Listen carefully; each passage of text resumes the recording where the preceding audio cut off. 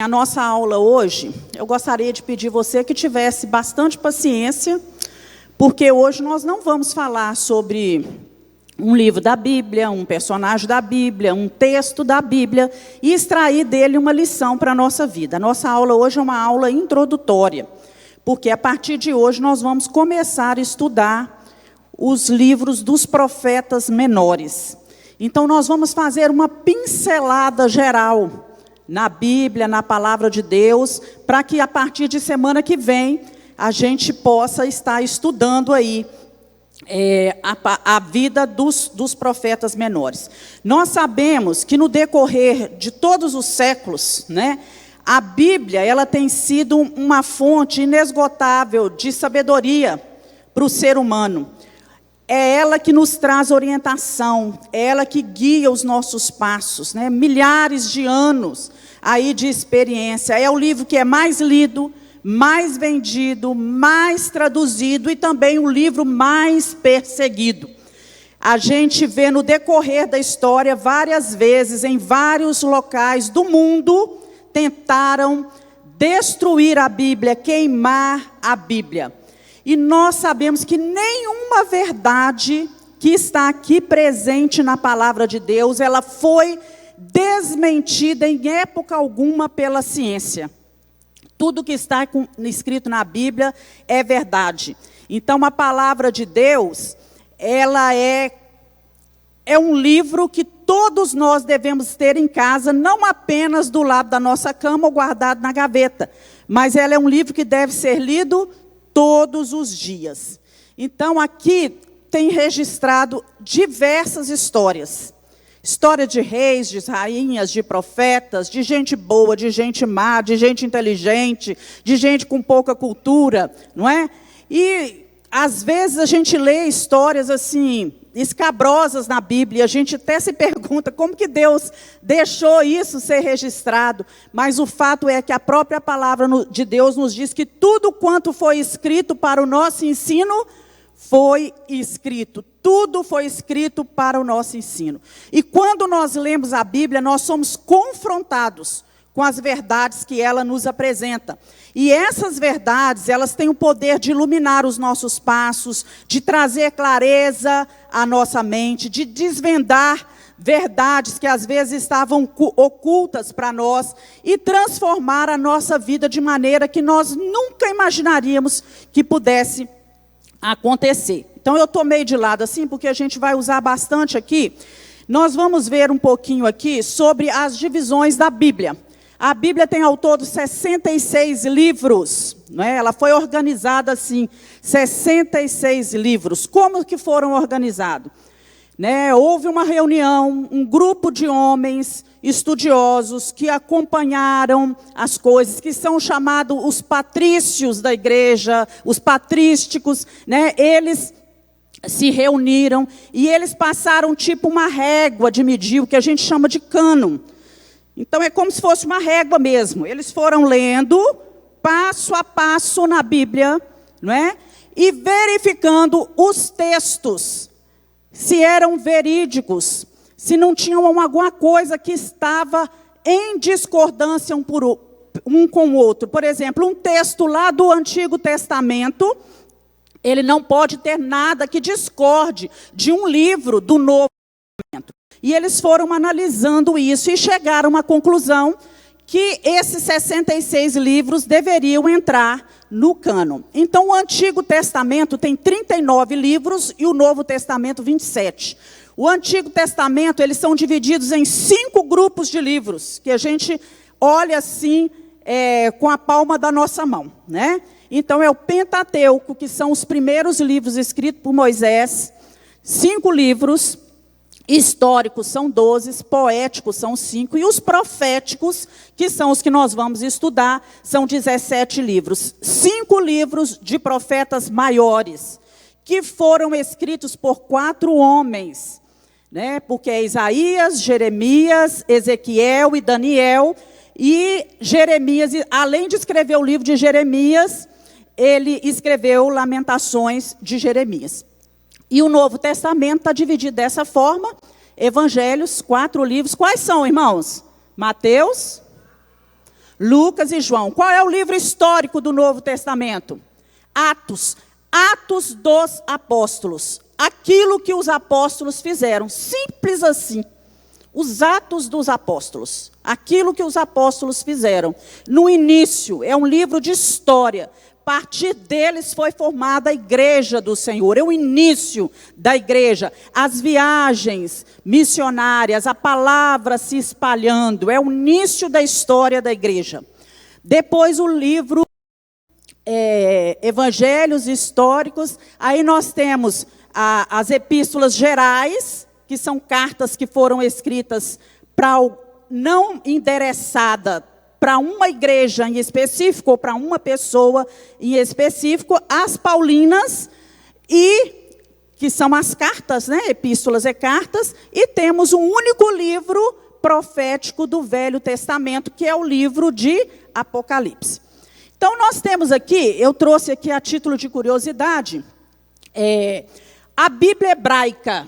A Bíblia hebraica, ela tem apenas 39 livros. Só o Antigo Testamento, nada mais.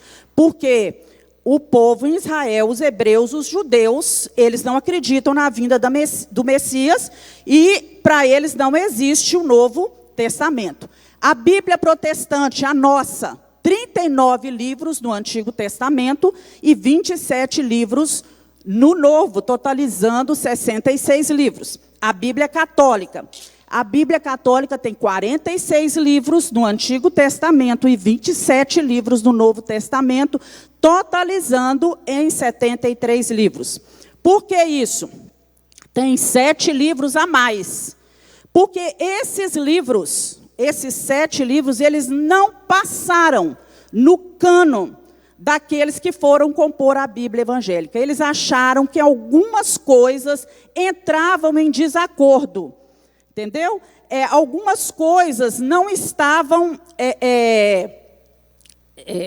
batendo mesmo. Haviam algumas discrepâncias, algumas coisas que que eram apenas, eles julgavam ser suposições. Então, esses livros, eles servem para nós, evangélicos, como livros de apoio. Não somos proibidos de lê-los, entendeu? Né? Quem tem uma Bíblia em casa pode ler. Eles são livros que trazem conhecimento, assim como muitos outros livros desses homens que viveram na época apostólica, depois que andaram, alguns deles, até mesmo com os apóstolos, eles escreveram livros. Enquanto os discípulos, os 40 homens escolhidos, estavam escrevendo, né, a Bíblia, né, no decorrer do tempo, no Novo Testamento, não 40, apenas alguns, porque outros já tinham sido escritos no tempo do Velho Testamento. Esses homens também, paralelamente, estavam escrevendo esses livros de história. Assim como hoje nós temos historiadores que estão registrando a nossa história, não é assim? No mundo inteiro, em todos os países existem historiadores, e isso é feito depois um compêndio colocado no livro de história que a gente estuda na escola. E aí, como a Bíblia foi escrita? Num período de mais ou menos 1.600 anos, 1.500 antes de Cristo, a mais ou menos o ano 100 depois de Cristo. 1.600 anos, sem haver nada que discorde uma com a outra. Todas as palavras se encaixam, as profecias se cumprem. Né? Olha a perfeição. Por mais de 40 escritores, homens diferentes, de culturas diferentes, não é? Com poder de argumentação diferente, profissão diferente, morando em lugares diferentes, e escreveram a palavra de Deus. A Bíblia foi escrita em 3 livros, em 3 línguas: aramaico, hebraico e grego. Em aramaico, apenas esses textos que eu coloquei aqui ao lado. Então, o hebraico ainda é a língua oficial em Israel hoje, né? Era a língua que se falava, mas o que aconteceu? Vocês lembram quando o povo foi levado para o cativeiro? Eles foram para a Babilônia. Chegou lá em Babilônia, qual língua que eles absorveram? O aramaico. Então, quando você vai ler o livro de Esdras e de Neemias, você vai ver algumas vezes a Bíblia falando assim. Lá em Neemias 8, versículo 8, tem isso, que a Bíblia era lida a palavra de Deus era explanada, mas vamos supor que aqui estava, né, o sacerdote Esdras falando, e aí o povo. Grande parte do povo não falava mais o hebraico, porque eles passaram o quê? 70 anos no exílio. Então, o que acontecia? Havia entre eles intérpretes que traduziam para o aramaico aquilo que estava sendo falado. Deus é perfeito, né, meus irmãos? Que traduzia para eles poderem entender até que a língua fosse novamente absorvida por esse povo. E em 3 continentes, na África, na Ásia e na Europa, né? Vamos prosseguir aí. Já o Novo Testamento, ele foi escrito em grego. Era a língua da época. Quando Alexandre o Grande assumiu como grande potência mundial, uma das coisas que ele fez foi exigir das pessoas que todos aqueles a quem ele conquistava, todos os povos, falassem uma língua só, que foi o grego. E assim, o grego, naquela época, era a língua mais falada, e o Novo Testamento foi escrito em grego. Então, das escrituras, nas línguas, né, originais, foram surgindo várias traduções, várias línguas faladas pelo mundo, e hoje nós temos a Bíblia traduzida em milhares de línguas, e até em muitas porções, né? Às vezes não a Bíblia toda, mas algumas porções da Bíblia são traduzidos em algumas línguas, em alguns dialetos. E nós vamos ver hoje sobre os profetas, né? Nós temos aqui, ó, lei, históricos, poéticos, profetas maiores e profetas menores, que são quem? Oséias, Joel, Amós, Obadias, Jonas, Miqueias, Naum, Abacuque, Sofonias, Zacarias, Ageu e Malaquias, né? Então, nós temos aí essa divisão, que são os profetas menores, e a autoridade dos escritos dos profetas menores, em nada é diferente da autoridade dos profetas maiores.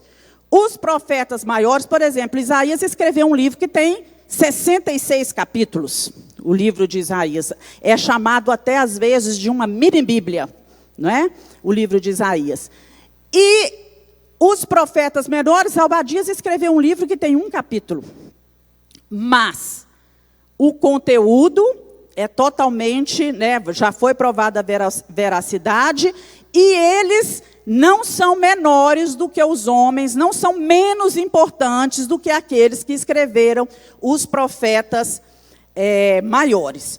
Então, na época, os profetas, eles ocupavam uma posição singular nas tradições da fé dos israelitas. Eles serviram de porta-voz de Deus. Deus falava com eles durante as crises nacionais, né? Deus falava com eles e eles falavam para o povo. O povo não tinha acesso à voz de Deus. O povo não quis. Vocês lembram lá na época de Moisés, que quando Deus ia falar, que o próprio povo falou com Moisés? Aqui, fala com Deus para falar com você e você fala conosco. Quando o povo via o monte fumegando, aqueles trovões, né, aquele impacto e tudo, o povo temia. Então Deus falava com Moisés e Moisés falava com o povo. E os profetas, eles representam 1/3 dos escritos, do conteúdo, digamos assim, do conteúdo do Velho Testamento. E com o decorrer da história, eles foram se transformando alvos de injustiça, de injúria, né, de calúnia, de ingratidão. Em determinadas épocas, haviam profetas, 2, 3 profetas profetizando ao mesmo tempo, como eu trouxe aqui para vocês verem. Por exemplo, ali nós temos Jonas, nós temos Amós, nós temos Oséias, Miqueias, todos esses profetas, onde está escrito aí, pré-exílio, eles profetizaram antes do exílio, antes do povo ser levado para a Babilônia. E em algumas épocas, tinha 2, 3 profetizando ao mesmo tempo. Ora, né, um estava profetizando, por exemplo, Jonas profetizou para a Síria, para Nínive. Deus mandou Jonas para Nínive, não é? Nós vemos aí Amós e Oséias profetizando para o reino do norte. Porque a terra, nessa época, a terra de Israel, nessa época já era dividida em duas partes, né? Na época dos profetas, realmente, assim dizendo. Então, no reino do norte, no reino de Israel, nós temos aí profetizando Amós e Oséias, ao mesmo tempo que Miqueias está profetizando lá para o reino do sul. E ainda hoje, muita gente fala assim, mas esses livros são para aquela época. Não. A palavra de Deus, ela é atual. Ela serve para nós perfeitamente para a igreja de hoje. Quando você começa a ver, e você vai ver a partir da semana que vem, né, cada livro sendo escrito, e a gente vê que os problemas, as dificuldades permanecem ainda hoje, que as mensagens são importantes para a nossa edificação espiritual. Eu trouxe aqui um slide também, falando, por exemplo, a nomenclatura, ali embaixo, Nabi. Nabi era a palavra usada no Antigo Testamento para a palavra profeta. Já no Novo Testamento, no hebraico, no grego original, no Novo Testamento, é profetes, né, que significa alguém que fala por um Deus e interpreta a sua vontade. Então, nós temos ali os primeiros profetas. Vamos entender isso ali. Enoque, Abraão e Moisés, não é? Moisés, vamos só dar o exemplo aqui. Apesar de Moisés ter servido como um profeta, porque ele era um porta-voz de Deus para o povo, nessa época de Enoque, de Abraão, de Moisés, profeta ainda não era considerado um ofício. Você entende isso? Um ofício.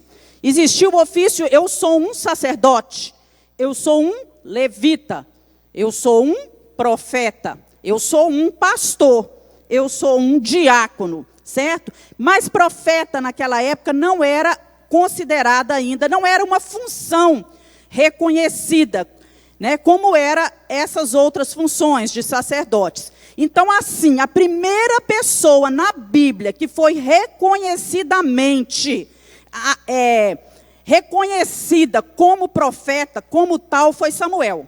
O primeiro profeta foi Samuel. Ele foi o primeiro profeta porque aí surgiu a época dos profetas, né? E o último a ser considerado profeta foi João Batista. No início, ali em cima atrás, pós-mosaica, teocracia, Samuel. No início, Israel vivia um regime de teocracia. Quem dera fosse assim hoje, né? Teocracia. O que era esse regime? Governo onde o próprio Deus era o governante. Então, o povo conhecia as leis através dos profetas. Os profetas anunciavam as leis de Deus para o povo. Deus dava ordem ao profeta, Deus falava com o profeta e o profeta falava para o povo. Então, ele falava em nome do próprio Deus. Ele era apenas um mensageiro de Deus, né? E que ele fazia aquilo que Deus ordenava que ele fazia. Era assim que funcionava a teocracia, o governo de Deus. Então, Deus enviava a palavra dele para o profeta passava para o povo. Porém, numa determinada época, o que aconteceu? Eles não queriam mais ser governados por Deus. Eles queriam ser igual aos outros povos. Ter um sistema de governo, monarquia, queriam um rei, não é igual aos outros povos, queriam um rei humano. Eles tinham um rei acima de todos os reis, mas eles não queriam essa forma de governo. E apesar de Deus ter ficado muito triste, não é? Deus fala com Samuel, que já nessa época estava atuando, fala: Samuel, eles não rejeitaram você, na verdade eles rejeitaram a mim, né? Eles me rejeitaram.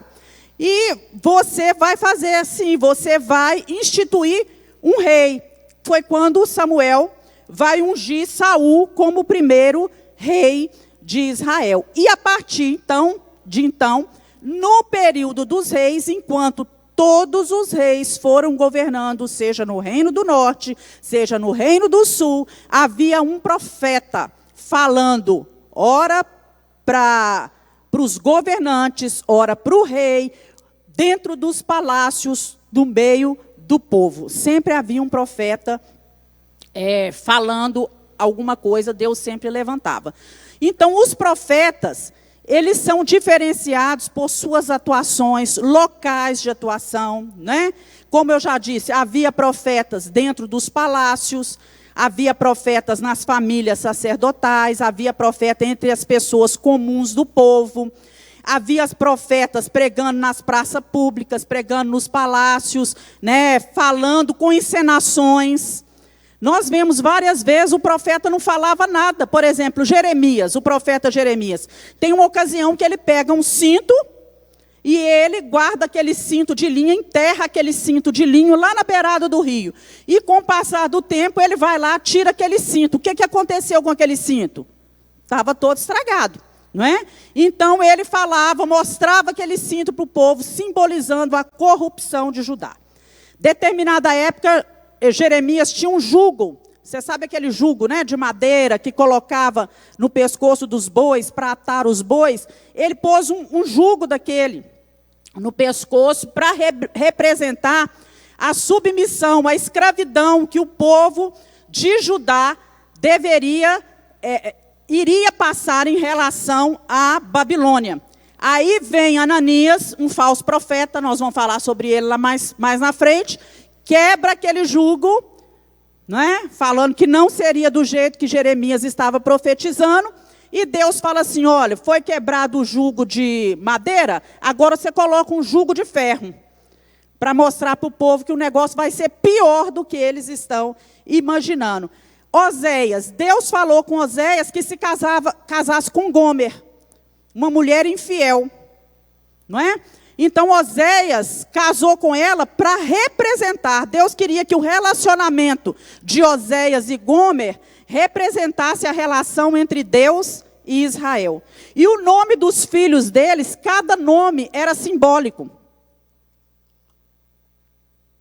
representando um período da história, né? Amós, ele pegou um prumo, quem mexe com obra aí sabe o que é isso. É um instrumento usado aí para medir na construção. E ele pega esse prumo para medir o juízo que Deus iria trazer sobre a corrupção de Israel. Então, vários deles eram artistas, né? Profetizavam através de encenações. Então, nós temos aí a popularidade dos profetas menores. Por exemplo, Jonas. Quem é que não conhece Jonas? Até uma criança pequena conhece, não é assim?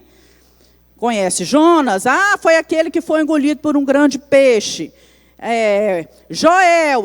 Joel fala que derramarei do meu espírito sobre toda a carne. Malaquias é o profeta do dízimo, não é? Mas todo mundo, né, quem lê mesmo o livro do profeta Malaquias, vai ver que ele só fala sobre isso um pouquinho lá no capítulo 3. Ele vai antes puxando a orelha do povo, principalmente dos sacerdotes, dos líderes da igreja, em relação a outras atitudes que eles tinham. Então, assim, muitos profetas menores, eles são reconhecidos por suas atuações.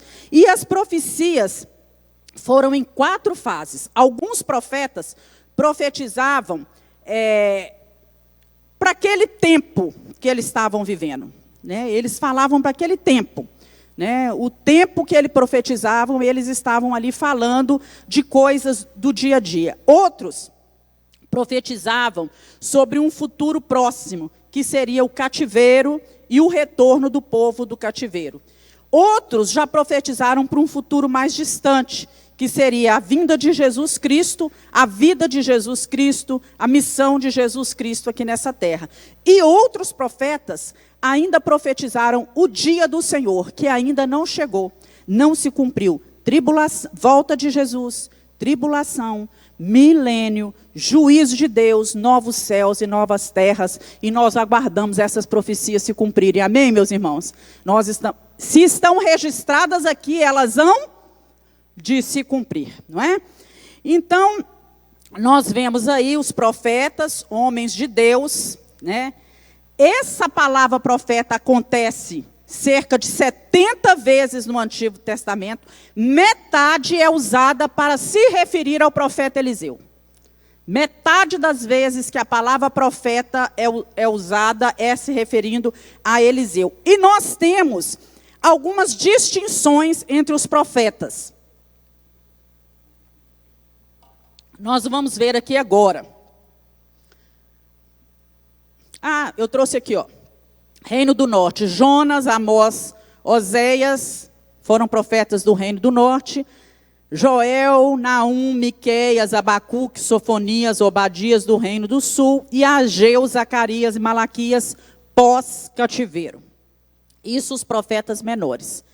Então nós temos agora os profetas orais. Isso é uma separação, uma divisão que é feita. Quem são os profetas orais? São aqueles que são mencionados em alguns livros da Bíblia, que eles usam a boca deles para anunciar as profecias, mas eles não deixaram nada escrito. Eles não têm nenhum livro com o nome deles. E se eles escreveram alguma coisa, algum livro, algum texto, alguma coisa assim, isso se perdeu no decorrer do tempo, não foi achado, não foi lido, não teve oportunidade, nem ao menos, de ser analisado para ser colocado aí no cânon da Bíblia, né? E alguns se tornaram bem conhecidos devido à relevância histórica. Por exemplo, no Novo Testamento nós temos João Batista. João Batista foi um profeta? Foi. Ele anunciava o quê? A vinda de Jesus. Após mim virá aquele que eu não sou digno nem de desatar a sandália dos pés, não é? João Batista não deixou nenhum livro escrito. Ele é um profeta oral, certo? Nós temos também o caso de Natã, que é um profeta mencionado lá no livro de 1 Samuel, também não deixou nenhum livro. Temos também Elias e Eliseu. Elias e Eliseu são considerados profetas orais. Eles não têm nenhum livro com o nome deles, né? Entregaram inúmeras profecias, muitos milagres, mas não possuem o próprio livro. Os outros profetas, a outra classe, são os profetas literários. Quem são? São aqueles que escreveram alguns livros e cujos escritos estão incluídos no cânon sagrado, na Bíblia. Então, os livros deles são classificados, ora entre os profetas maiores, ora entre os profetas menores e ora entre os profetas. Por exemplo, Daniel. Daniel escreveu o livro de Daniel. Está ali na cova do leão. Ele é um profeta menor. Nós temos aqui, ó, Jeremias. Olha lá o que eu falei, ó, o jugo no pescoço dele, né? Está ali, escreveu o livro de Jeremias e Lamentações de Jeremias. Temos aqui Jonas, escreveu o livro de Jonas. Moisés, ele escreveu 5 livros. Mas os livros de Moisés, eles não são colocados, não foram separados entre os profetas. Porque, como eu disse, na época de Moisés não existia esse ofício de profeta. Então, o livro de Moisés, eles são denominados Pentateuco. Samuel, né? Samuel escreveu os 2 livros, 1 Samuel, 2 Samuel. Mas os livros de Samuel são classificados entre os livros históricos. São livros históricos os livros dele. Nós temos também os profetas videntes. Quem são os profetas videntes? Não é? Vamos ler aí, 1 Crônicas 29, 29. Abre sua Bíblia em 1 Crônicas 29, 29.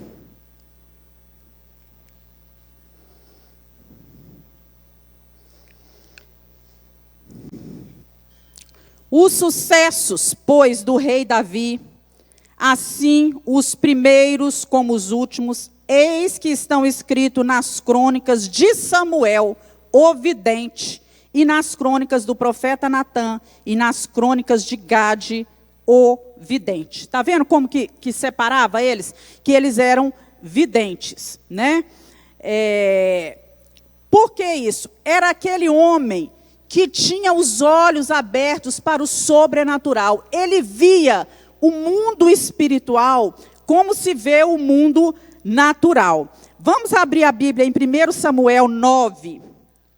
1 Samuel, capítulo 9, versículo 9 a 12. Olha só aqui. O que aconteceu? 1 Samuel, capítulo 9, versículo 9 a 12. Antigamente em Israel, quando alguém ia consultar a Deus, dizia: vamos ao vidente, pois o profeta de hoje era chamado vidente. E Saul concordou: muito bem, vamos. Assim foram em direção à cidade onde estava o homem de Deus. A subirem a colina para chegar à cidade, encontraram algumas jovens que estavam saindo para buscar água e perguntaram a elas: o vidente está na cidade? Elas responderam: sim, ele está ali adiante. Apressem-se, ele chegou hoje à cidade, porque o povo vai oferecer um sacrifício no altar do monte. Por que ele era considerado vidente? Porque ele via as coisas. Lá, antes de Saul chegar lá, ele já estava vendo que Saul ia chegar, ele já sabia que era para ungir Saul rei e tudo mais. Gade, também, lá em 2 Crônicas 29, 25, diz assim: e pôs os levitas na casa do Senhor com símbolos, com saltérios, com harpas, conforme ao mandado de Davi e de Gade, o vidente do rei e do profeta Natã, porque este mandado veio do Senhor por mão dos seus homens. Eliseu, vocês lembram da história de Eliseu? Abre aí em 2 Reis, capítulo 5.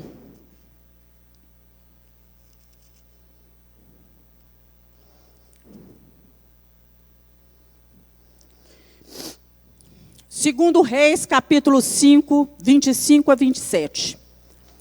Então entrou ele e pôs-se diante do seu senhor. Está falando de Geazi, o moço que trabalhava junto com Eliseu, o ajudante do profeta. Eliseu virou para ele e disse-lhe Eliseu: de onde vens, Geazi? E disse: teu servo não foi nem a uma nem a outra parte. Porém ele lhe disse: porventura não foi contigo meu coração, quando aquele homem voltou do seu carro a encontrar-te? Era a ocasião para receberes prata e para tomares roupa, olivais e vinhos, ovelhas e bois, servos e servos. Portanto, a lepra de Naamã se pegará a ti e a tua descendência para sempre. Então saiu de diante dele leproso, branco como a neve. O que aconteceu? Naamã tinha sido curado, mergulhou no rio 7 vezes, foi curado, foi presentear Eliseu com ouro, prata. Eliseu: não, muito obrigado, não quero, vai embora o Naamã. Geazi vai atrás de Naamã, não é?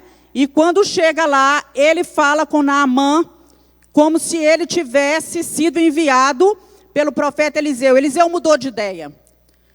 Onde Eliseu estava? Lá na casa dele. Lá na casa dele. Mas ele sabia tudo que Geazi estava fazendo, ele viu.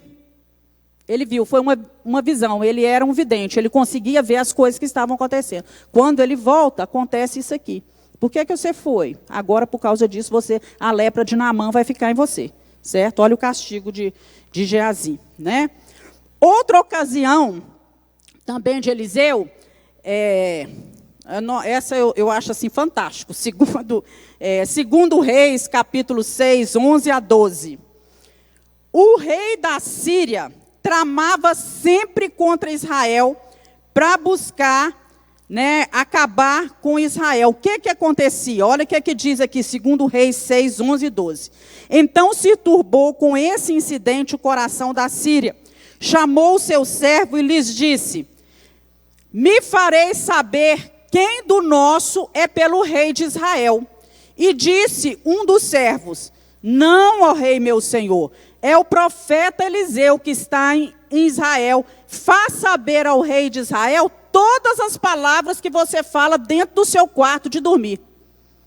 Então, olha só, o rei da Síria tramava as coisas, conversava com as pessoas lá no seu quarto, no seu escritório, dava as ordens.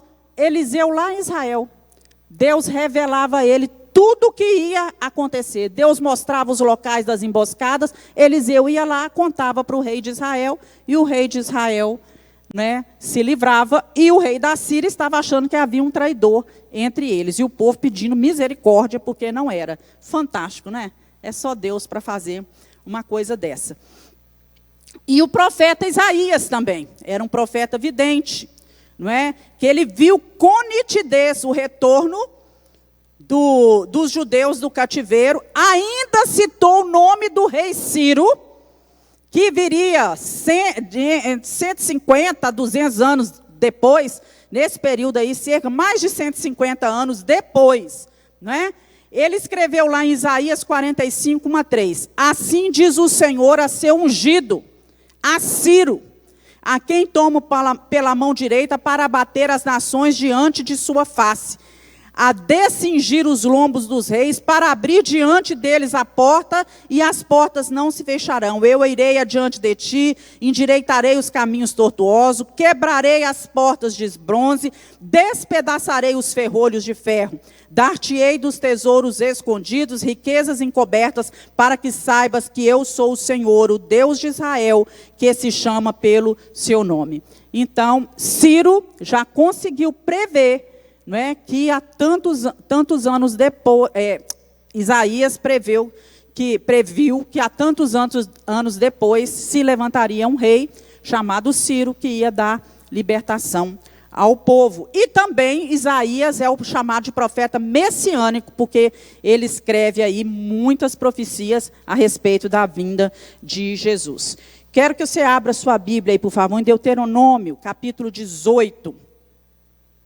Nós vamos acompanhar aí a leitura. Deuteronômio 18, versículo 18 a 22.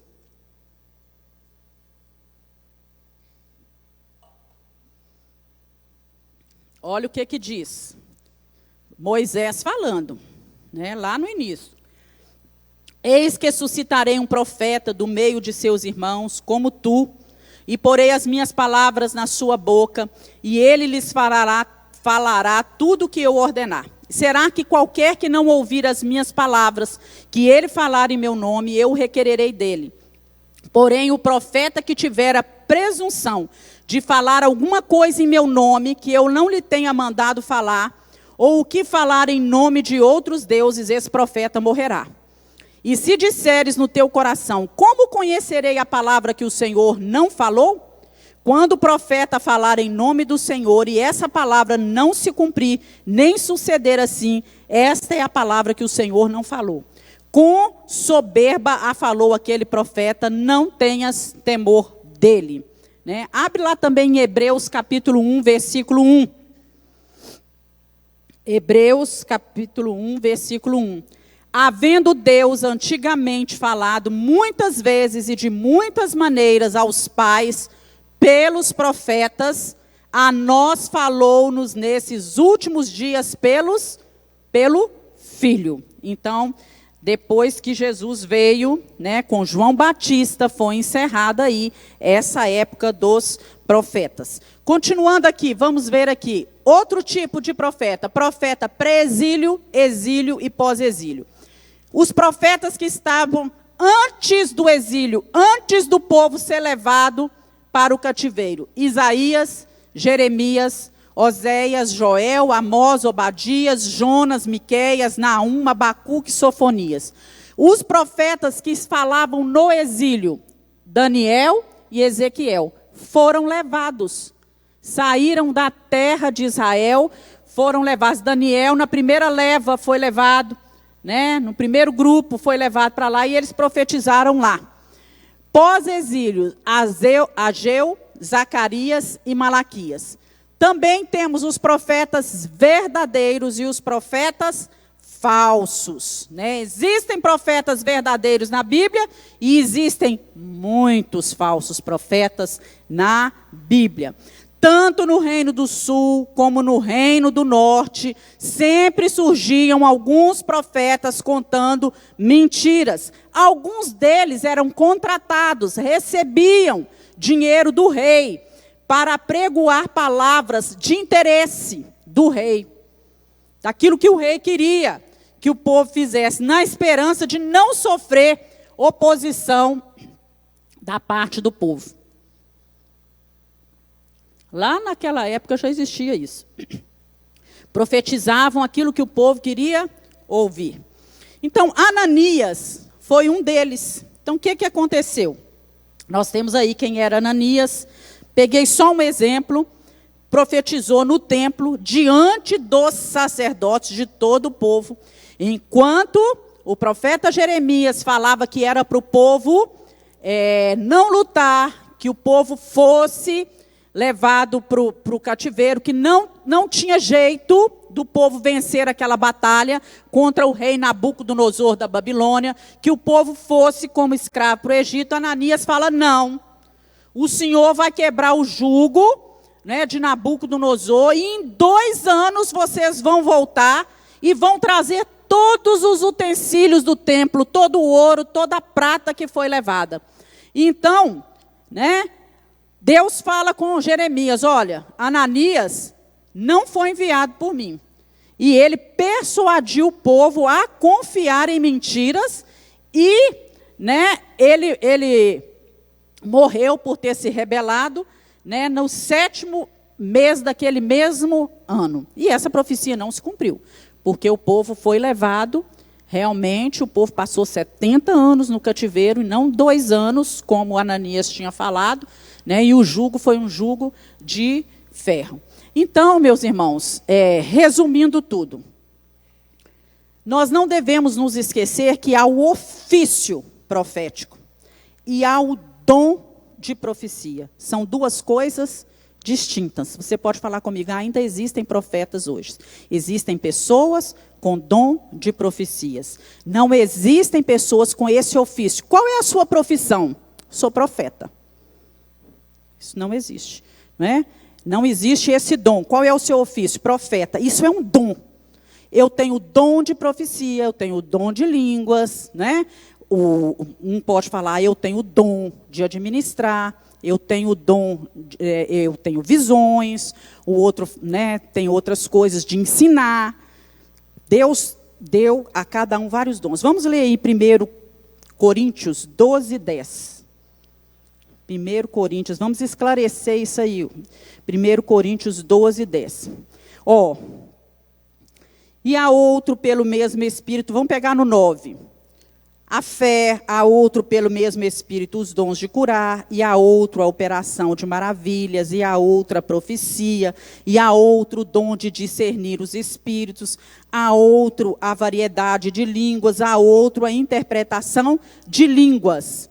Mas um só e o mesmo Espírito opera todas essas coisas, dons diferentes que Deus repartiu e dá à sua igreja. No entanto, nós sabemos que existem hoje em dia muitas profetadas, muitas falsas profecias.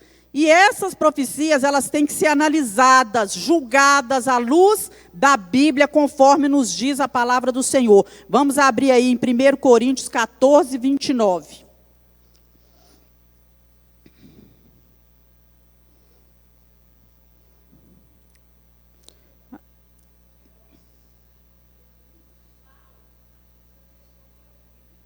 Ainda hoje, né? Naquela época existiam profetas que falavam aquilo que as pessoas queriam ouvir, necessitavam ouvir, ou que eles sabiam em relação à vida da pessoa, e ainda hoje acontece assim também. Mas existe o dom de profecia. Está na Bíblia aqui, nós acabamos de ler. Aqui fala assim, e se alguém, vamos ler aí 1 Coríntios 14, 27. Se alguém falar língua estranha, faça isso por 2, ou quando muito 3, e por sua vez haja intérprete. Mas se não houver intérprete, esteja calado na igreja e fale consigo mesmo e com Deus. E assim falem 2 ou 3 profetas, e os outros julguem. Falem 2 ou 3 profetas, e os outros julguem. Quer dizer, eu sei, nós somos uma igreja renovada. Nós acreditamos nos dons do Espírito Santo. Nós acreditamos, eu sei que muita gente aqui é batizada com o Espírito Santo, fala em língua, tem dons diversos, tem dons de língua, mas a Bíblia nos orienta, o apóstolo Paulo fala assim, olha, você pode estar aí no seu lugar na hora do louvor e tudo, falar em língua, desde que você não esteja gritando, fazendo barulho, confusão na igreja, atrapalhando o culto e quem está do seu lado louvando ao Senhor, não é? Não cabe, por exemplo, o pastor está pregando, eu levantar aqui no meio do culto e ficar falando em línguas. Eu vou estar o quê? Atrapalhando a palavra do Senhor, porque quando o pastor está falando, quem está falando através dele? O Senhor. Deus não é Deus de confusão, meus irmãos. Se um profeta se levantasse no nosso meio para entregar uma profecia, outro profeta levantar lá, o daqui começar a falar, o daqui falar lá, o outro falar lá, não está certo. A Bíblia falem 2 ou 3 profetas, os 2 urgem. Aqui, ó, mas se o outro que estiver assentado for revelado alguma coisa, cale-se o primeiro. Eu já vi brigas de profetas. Um falava, o outro falava, cale-se o primeiro. Entendeu? Se Deus levantou, não é? E o que nós devemos fazer? Julgar isso, não é? Deus não é Deus de confusão. Se você ler lá em 1 Coríntios, o capítulo 14, todinho, né, ele está explicando sobre essa ordem no culto, não é? Agora, se você está numa reunião de oração, um grupo menor, você está na sua casa, você pode falar em língua o tanto que você quiser, não é? Agora, aqui na igreja, não é? A gente tem até algumas, a gente vê algumas piadinhas, né? O irmão lá, toda vez, na hora que começava o culto, ele começava a falar em língua, e atrapalhava o louvor, atrapalhava o pastor. E um dia os diáconos combinaram, ó, dessa vez quem vai é você, vai lá falar com ele para falar baixinho, porque ele está atrapalhando o culto. O diácono chega lá, o irmão, e ele estava lá, falando em língua. Na hora que o diácono falou com ele alguma coisa, ele mandou o diácono para aquele lugar. Então, isso era de Deus, meus irmãos? Pelo amor de Deus, né? Então, a gente sabe que a gente tem que tomar muito cuidado. Segundo a Bíblia, existem profetas hoje, porque existe o dom de profetizar. Mas também é possível encontrar falsos profetas através da palavra de Deus, né? Atrás da palavra de Deus. Então, a Bíblia nunca trata o dom de profecia como algo temporário. Olha, Paulo dedica aqui um capítulo inteiro, 1 Coríntios 14, é todinho falando sobre isso, sobre o dom de profecias, né? A Bíblia fala, lá em 1 Coríntios 14, 1, aqui, ó, segui o amor, procurai com zelo os dons espirituais, principalmente o dom de profetizar. A Bíblia nos orienta a buscar e procurar esse dom, não é? E aqui na Bíblia, o dom de profecia é mencionado junto com os outros dons, que é o dom de servir, né, dar ânimo, né, administrar, não é? E isso aí são dons verdadeiros de Deus. Agora, os profetas de hoje, eles não têm o ofício de profeta. O ofício de profeta começou com Samuel e encerrou-se com João Batista. Encerrou-se ali com João Batista. Deixa eu ver aqui se está em Lucas 16, deixa eu ver. Aqui, ó, Lucas 16, 6. A lei e os profetas duraram até João. Desde então é anunciado o reino de Deus e todo homem emprega força para entrar nele. O período da lei e dos profetas foi até João. Com Jesus veio o quê? O período da graça, não é? Veio a graça.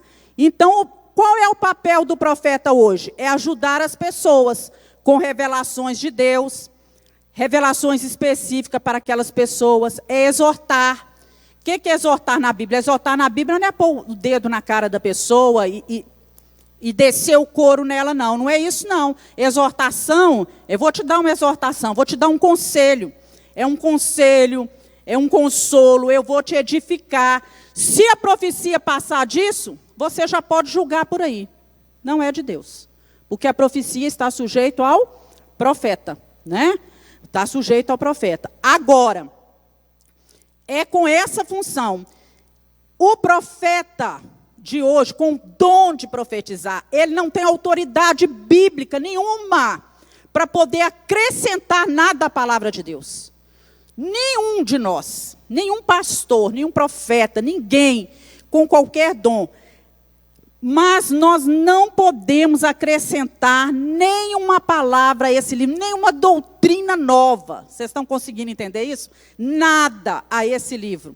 Porque tudo que Deus queria falar com a gente, tudo que Ele queria que fosse aplicado à nossa vida já está aqui. Então o profeta hoje é para instruir, para encorajar, para consolar. Então nós não precisamos ficar correndo, batendo de porta em porta, atrás de profetas, de profetisas da atualidade, mas recorrer às Escrituras. Às Escrituras, recorrer à palavra de Deus. Então, quando alguém diz que é profeta, você vai analisar o que diz à luz da Bíblia. O que ele está falando à luz da Bíblia. Nem todo que se diz profeta vem de Deus e fala o que vem de Deus. Qual é a função do profeta? Ele tem que glorificar a Deus, ele não tem que buscar a glória para si mesmo, não pode usar o dom de profecia para se tornar poderoso, influente, para manipular a sua vida, para controlar a sua vida, para adquirir bens através de você. Quando for isso, você desconfia. Ele não contradiz a Bíblia, né? Não inventa novas doutrinas, nem distorce. Eu já aconselhei uma mulher uma vez que ela estava namorando um homem que era casado e Deus tinha falado com ela em profecia que aquele era o homem da vida dela. Eu falei, mãe, me perdoe, onde que tá isso na Bíblia? Esse profeta não falou de Deus, esse homem é casado. Esse homem, ele é casado com uma outra mulher. Essa profecia não procede, ela não tem base bíblica, não tem fundamento. Ela está em desacordo com a Bíblia. Mas a mulher amava tanto o homem que quis aceitar aquilo como uma verdade. Mas não era, né? Então, o profeta é servo, ele profetiza para ajudar as outras pessoas, não para dar espetáculos, né, para poder aparecer, se parecer importante. E as profecias dele se cumprem. Né? Ele profetiza sobre o futuro e aquilo que ele fala vai acontecer. Amém? Eu gostaria de passar com você rapidinho. Eu trouxe até escrito aqui para ficar mais fácil. Algumas versões da Bíblia hoje.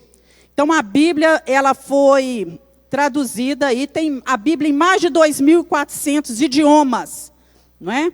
No caso da tradução da Bíblia para o português, foi no século 17, João Ferreira de Almeida. Quando você abre sua Bíblia aí, ó, aqui a minha, ó, traduzida em português por João Ferreira de Almeida. A minha Bíblia é uma Bíblia na revista e corrigida.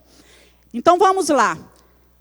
ARC, Almeida, Revista e Corrigida. Quando você for comprar uma Bíblia, é bom você saber isso. A ARC é a tradução mais antiga de João Ferreira de Almeida, feita a partir dos manuscritos que dispunha em sua época, no século XVII. A versão Almeida, Revista e Corrigida, foi lançada na Europa em 1898. A Sociedade Bíblica Britânica e Estrangeira revisou, corrigiu a Bíblia com base na Bíblia King James. No Brasil, a sua impressão foi em 1944. 2007 e 2011 foram publicadas novas edições da ARC, respeitando as mudanças gramaticais da língua portuguesa. A ARC tem uma linguagem mais formal, com termos arcaicos. Essa é a Bíblia que mais se aproxima do original. Pode falar, ela tem uma linguagem mais arcaica, mais difícil. Mas se você já é acostumado com ela, para mim, a revista corrigida é a melhor. Ela foi feita a reformulação. Por exemplo, eu tenho uma Bíblia Almeida corrigida, que a palavra dança está com S. Ah, minha Bíblia está errado. Ela não está errada. E aquilo ali foi o quê? Na hora de fazer a tipografia lá, né? Porque a palavra dança no português ela é com C cedilha. Mas talvez em outra língua lá eles confundiram e fizeram assim, e hoje tem as Bíblias mais atuais. Temos aí a Almeida Corrigida Fiel. Ela foi publicada em 1994, lançada uma revisão em 2007. Em 2011, foi publicada uma nova edição, de acordo com o novo acordo ortográfico. Algumas palavras da ACF aparecem em itálico. Isso porque foram inseridas com o objetivo de trazer maior clareza. Elas foram adicionadas pelos tradutores, pois entenderam que eram necessários para completar o sentido de determinados textos. Aí nós temos a Revista e Atualizada. A Revista Atualizada é um texto mais atual. Surgiu em 1950, após uma profunda revisão do texto em português, à luz dos manuscritos melhor preservados. Com um avanço no achado, recuperação e decifração de manuscritos diferentes, manuscritos bíblicos, diferentes especialistas, que eram teólogos, historiadores, arqueólogos, submeteram o texto à análise de ferramentas mais modernas. Em 1993, passou por uma nova revisão, aprimorando ainda mais o texto bíblico aos textos originais em hebraico, aramaico e grego. A Revista Atualizada. A NAA, Nova Almeida Atualizada. A NAA foi lançada em 2017, preserva a fidelidade do texto bíblico original, mantendo ao mesmo tempo uma linguagem mais atualizada e acessível aos leitores contemporâneos. Essa versão busca equilibrar a tradução da Almeida com a necessidade de uma linguagem compreensível e clara para os leitores de hoje. A revisão para a NAA foi realizada pela Sociedade Bíblica do Brasil, uma organização que tem como objetivo traduzir e produzir a Bíblia Sagrada. A NVI, toda vez que você vai comprar uma Bíblia e que tem assim, SBB, Sociedade Bíblica no Brasil, você sabe que aquela Bíblia ali já passou por um determinado crivo, né? Então tem que tomar muito cuidado. A NVI, a nova versão internacional, em 78 foi apresentada ao povo de fala inglesa uma nova versão da Bíblia, feita pela Sociedade Bíblica Internacional, traduzida por eruditos, baseado em padrões linguísticos exigentes. A NVI possui uma linguagem moderna, compreensível e acessível ao público. Nos anos 90, surgiu em português, em solo pátrio no Brasil. Ela também passou pelo crivo de especialistas antes de ser publicada. A NVI representa a maturidade que a obra bíblica alcançou no Brasil. Também é uma boa Bíblia. A NTLH, nova tradução na linguagem de hoje, certo? É uma Bíblia bacana, mas não é uma Bíblia para você trazer na igreja. Porque na hora que todo mundo lê, você não vai conseguir acompanhar. Porque ela foi produzida a partir de princípios de tradução que priorizam a fidelidade ao texto original, mantendo ao mesmo tempo uma linguagem que seja facilmente entendida pelo público moderno.